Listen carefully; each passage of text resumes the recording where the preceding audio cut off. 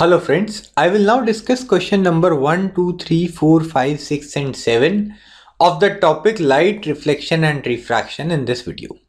ये सभी question theoretical और बेसिक कॉन्सेप्ट्स पे बेस्ड क्वेश्चंस हैं, तो वन बाय वन हम इनको डिस्कस करेंगे. Which one of the following materials can not be used to make a lens. तो हमें लेंस बनाने के लिए जो मटेरियल चाहिए होता है इट शुड बी ट्रांसपेरेंट, ताकि लाइट उसके थ्रू पास हो सके, उसके थ्रू रिफ्रैक्ट हो सके. तो इस केस में हमें ये डिस्कस करना है कौन सा मटेरियल यूज नहीं कर सकते हैं. तो the option should be clay, जो कि पानी, ग्लास और प्लास्टिक इन तीनों के थ्रू लाइट रेज पास कर सकती हैं.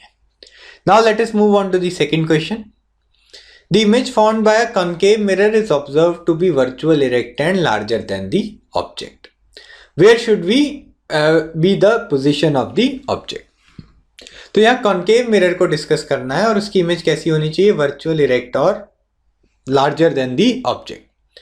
तो मैं सारे केसेस आपके साथ डिस्कस कर लेता हूं एक बार. कॉन्केव मिरर के केस में 6 केसेस होते हैं. ऑब्जेक्ट की पोजीशन अगर इन्फिनिटी पे है तो इमेज बनती है real, inverted and point size, और इमेज बनती है एट द फोकस. अगर ऑब्जेक्ट है बियॉन्ड सेंटर ऑफ कर्वेचर तो इमेज बनती है between C and F. C is center of curvature and F is the focus. The image is real, inverted and diminished.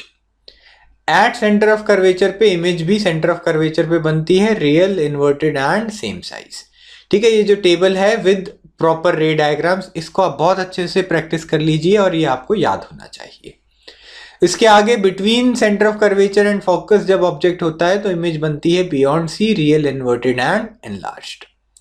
अगर object को focus पे रखेंगे तो इमेज बनेगी इन्फिनिटी पे, it will be real, inverted and highly enlarged. और जो last case होता है उसमें the object is placed between pole and focus, और इस केस में इमेज बनती है वर्चुअल, इरेक्ट और enlarged and it is found behind the mirror. तो क्वेश्चन में भी हमें यही डिस्कस करना था कि कहां पे ऑब्जेक्ट को रखें so that the image is virtual, erect and larger than the object. तो लास्ट केस में ये सारे पॉइंट्स मैच होते हैं.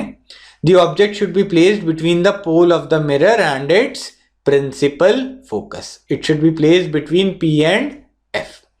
सो this is the required answer. Let us move on to the third question.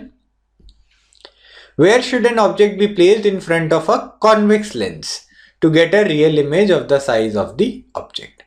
तो पिछली क्वेश्चन में हमने कॉन्केव मिरर की बात की थी. अब कॉन्वेक्स लेंस के 6 केसेस मैं आपको बता देता हूं.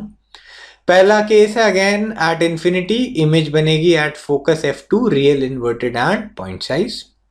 ऑब्जेक्ट 2F1 पे प्लेस होता है तो इमेज बियॉन्ड 2F1 प्लेस होता है तो इमेज बनती है between F2 and 2F2, real, inverted and diminished. Object को 2F1 पे प्लेस करते हैं तो इमेज 2F2 पे बनती है real, inverted and the same size. Fourth, fifth और सिक्स केस देखेंगे. फोर्थ केस है between F1 and 2F1, image बनेगी beyond 2F2, real, inverted and enlarged. F1 पे हम प्लेस करेंगे ऑब्जेक्ट को तो इमेज बनेगी इन्फिनिटी पे, real, inverted and highly enlarged. और ऑप्टिकल सेंटर और F1 के बीच में अगर हम ऑब्जेक्ट को रखते हैं तो इमेज जो है सेम साइड पे बनती है and it is virtual, erect and enlarged. तो यहां हम देख सकते हैं कि रियल इमेज बननी चाहिए और उसका साइज ऑब्जेक्ट के साइज के बराबर होना चाहिए, जो कि केस 3 में मैच हो रहा है. अगर ऑब्जेक्ट को 2F1 पे रखेंगे तो इमेज 2F2 पे बनती है, it is real, inverted and the same size. तो यहां पे हमें ऑब्जेक्ट आंसर देना है, it should be placed at twice the focal length. 2F पे ऑब्जेक्ट को हम प्लेस करेंगे तो इमेज का साइज ऑब्जेक्ट के साइज के साथ मैच करेगा. Now let us move on to the fourth question. Spherical mirror and a lens have a focal length of -15. तो हमें मिरर और लेंस दोनों का ही नेचर बताना है. दोनों की ही फोकल लेंथ हमें -15 सेंटीमीटर दी हुई है. तो साइन कन्वेंशन के हिसाब से देखते हैं. कॉन्वेक्स मिरर की फोकल लेंथ पॉजिटिव होती है, कॉन्केव मिरर की फोकल लेंथ नेगेटिव होती है as per the new Cartesian sign convention. Similarly convex lens की फोकल लेंथ पॉजिटिव होती है और कॉन्केव लेंस की फोकल लेंथ नेगेटिव होती है. क्वेश्चन में एक मिरर है और एक लेंस है, दोनों की फोकल लेंथ नेगेटिव दी हुई है, यानी कि कॉन्केव मिरर है और कॉन्केव लेंस है. So both the lens and the mirror are concave in nature. So this is the answer to question number 4. Now let us move on to question number 5. No matter how far you stand from a mirror, your image appears erect. The mirror is likely to be, तो यहां पर mirror के किसी भी distance पे आप खड़े हो जाएं, जो आपकी इमेज होगी इट विल बी इरेक्ट। तो ये कौन सा मिरर है? तो प्लेन मिरर जो होता है, एक तो उसमें हर केस में इमेज जो बनती है it is virtual erect and the same size as the object, जबकि कॉन्वेक्स मिरर में भी हर केस में इमेज वर्चुअल और इरेक्ट बनती है बट इट इज डिमिनिश्ड। इस क्वेश्चन में साइज ऑफ द इमेज की बात नहीं की गई है, सिर्फ इमेज को इरेक्ट रखना है। This is the given condition. तो प्लेन मिरर और कॉन्वेक्स मिरर दोनों ही केसेस में हमेशा इमेज इरेक्ट बनती है। So the answer is either plane और convex. Now let us move on to the sixth question. Which of the following lenses would you prefer to use while reading small letters found in a dictionary? तो dictionary में छोटे छोटे letters को हमें magnify करना है और convex lens जो होती है उसको हम मैग्नीफाइंग लेंस की तरह यूज करते हैं। तो उसके पीछे रीजन देख लेते हैं। अगर कॉन्वेक्स लेंस के सामने ऑब्जेक्ट को between optical centre and focus रखते हैं तो इमेज जो है वो same side of the object बनती है and it is virtual erect and enlarged. तो जिस तरफ डिक्शनरी रखी हुई है उसी तरफ आपको लेटर्स की इमेज दिखाई देगी और वो इमेज इरेक्ट होगी और एनलार्ज्ड होगी। इसीलिए हम कॉन्वेक्स लेंस को मैग्नीफाइंग लेंस की तरह यूज कर सकते हैं। तो एक और चीज हमारे काम आएगी, जितना कॉन्वेक्स लेंस की फोकल लेंथ कम होगी उतना ज्यादा उसका मैग्निफिकेशन होता है।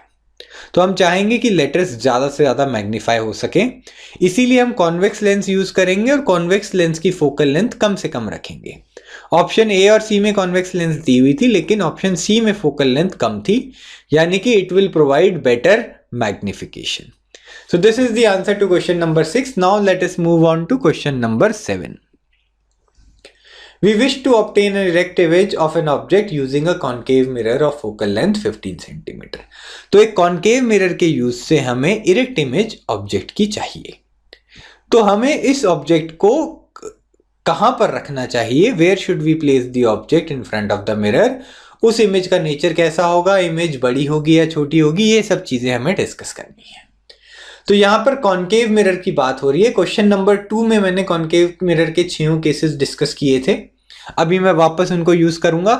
आप फिर से देखेंगे इरेक्ट इमेज हमें चाहिए और पहले 5 केसेस में इमेज इन्वर्टेड थी।